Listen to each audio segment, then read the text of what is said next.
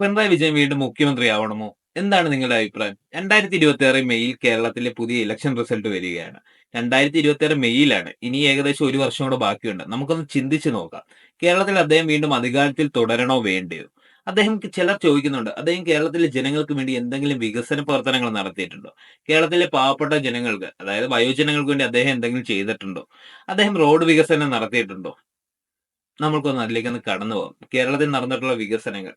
നമുക്ക് ആദ്യം തന്നെ ഇപ്പോൾ ഉദ്ഘാടനം കഴിഞ്ഞ വിഴിഞ്ഞം പോർട്ടിലേക്ക് പോവാം. നമ്മുടെ പ്രൈം മിനിസ്റ്റർ വന്ന് ഉദ്ഘാടനം ചെയ്തിട്ടുള്ള പോർട്ട്. അതിന്റെ പണി പൂർത്തിയാക്കിയത് ആരാണ്? കേന്ദ്ര സർക്കാരിൽ നിന്ന് ഒരു വായ്പ പോലും ലഭിക്കാത്ത ഒരു പദ്ധതി. ലഭിച്ച വായ്പയാണോ തുച്ഛമായ ഒരു തുകയും. അത് തിരിച്ചടയ്ക്കുകയും വേണം. പക്ഷെ ആ ഒരു പദ്ധതി നടപ്പിലാക്കിയത് പിണറായി വിജയൻ സർക്കാരിന്റെ ഇച്ഛാശക്തി തന്നെ. അത് നമുക്ക് തുറന്നു തന്നെ പറയേണ്ടി വരും. കാരണം ഇന്ത്യയുടെ തന്നെ ചരിത്രത്തിൽ തന്നെ ഏറ്റവും ഇമ്പോർട്ടൻസ് ആയുള്ള ഒരു പോർട്ടാണത്. കാരണം സിംഗപ്പൂർ തുറമുഖത്തിനെക്കാട്ടി ഏറ്റവും കൂടുതൽ വികസനം നമ്മുടെ ഇന്ത്യയിൽ കൊണ്ടുവരാൻ കഴിയുന്നത്. സിംഗപ്പൂർ എന്ന രാജ്യം വികസിച്ചത് തന്നെ ആ ഒരു പോർട്ട് പ്രകാരമാണ്. പക്ഷെ അതിനനുസരിച്ച് നോക്കുവാണെങ്കിൽ വിഴിഞ്ഞം പോർട്ട് വന്നത് കേരളത്തിന്റെ വികസനത്തിന്റെ ഒരു നാഴികക്കല്ല് തന്നെയാവും. പിന്നെ അടുത്തത് കേരളത്തിൽ വരുന്ന സ്മാർട്ട് സിറ്റികൾ. പിന്നെ കേരളത്തിലെ റോഡ് വികസനം. നിങ്ങളെല്ലാവരും പറയുന്നു കേരളത്തിൽ റോഡ് വികസനം നടത്തുന്നത് കേന്ദ്ര സർക്കാർ എന്നാണ്. പക്ഷെ അതിന് സ്ഥലം ഏറ്റെടുക്കാനുള്ള ഫണ്ട് കൊടുത്തത് ആരാണ്? സ്ഥലം ഏറ്റെടുത്തത് ആരാണ് ആ റോഡ് വികസനത്തിന് വേണ്ടി?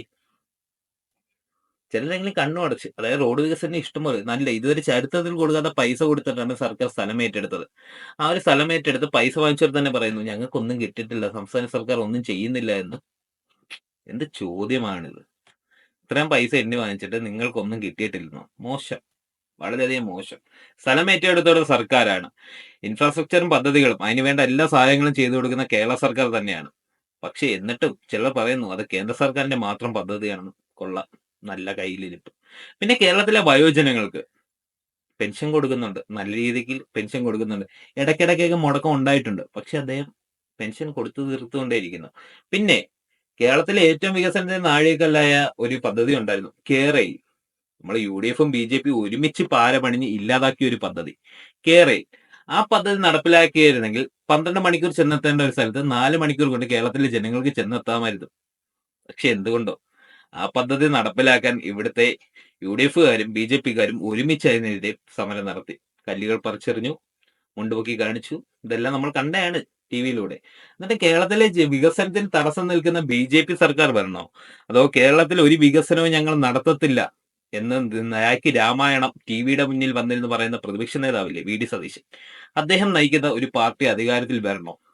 എന്താണ് നിങ്ങളുടെ അഭിപ്രായം? മറ്റെല്ലാ സ്ഥലത്തും വികസനങ്ങൾ നടക്കുമ്പോൾ കേരളത്തിൽ ഞങ്ങൾ വികസനം നടത്തത്തില്ല എന്ന് പറയുന്ന ബി.ജെ.പിക്കാർ വരണോ? വികസനങ്ങളേ വരരുത്, കേരളം പടുകുഴിയിലേക്ക് പോണം എന്ന് ചിന്തിക്കുന്ന യു.ഡി.എഫുകാർ വരണോ? എന്താണ് നിങ്ങളുടെ അഭിപ്രായം?